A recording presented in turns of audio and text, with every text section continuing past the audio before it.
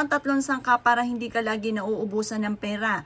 Bagamat ikaw ay bumibili ng inyong mga pangangailangan, nababawasan ng pera, pero may mga dumarating na swerte na hindi nyo inaasahan at imbis na nasisimutan ka ng pera ay nadadagdagan pa ng pera ang inyong pong pitaka. Mainam po na magawa nyo po ito sa pamamagitan ng isang buo na dahon ng laurel.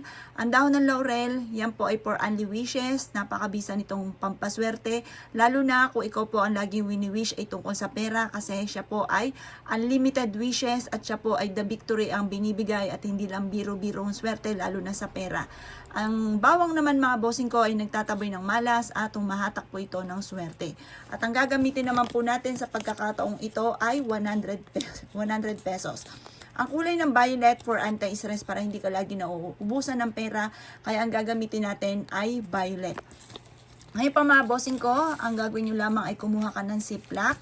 Kailangan ay clear para lagi nyo nakikita po itong tatlong sangkap na ito. At pag lagi nyo ito nakikita, ito po isa sa mga senyales na may paparating araw-araw ng malaking pera po sa inyo. Ito po ay pagsasama-samahin nyo lang sa loob ng isang plastic.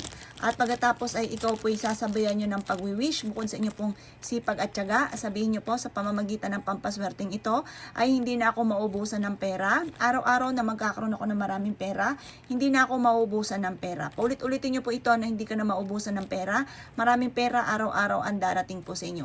Basta lagi kang positive, ma-oobserbahan nyo po yan na magsusunod-sunod ang mga blessing na darating at nabibili mo ang mga pangailangan mo plus additional pa, hindi ka lagi naubusan ng pera.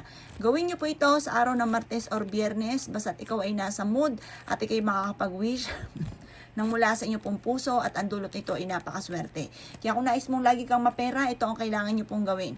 Ito ay dadalhin nyo lagi kahit saan kayo magtungo. Kung ikaw ay mananaya or negosyante, ito ang wag na wag kang magpapawala dahil napakaswerte po nito lalo na sa pera.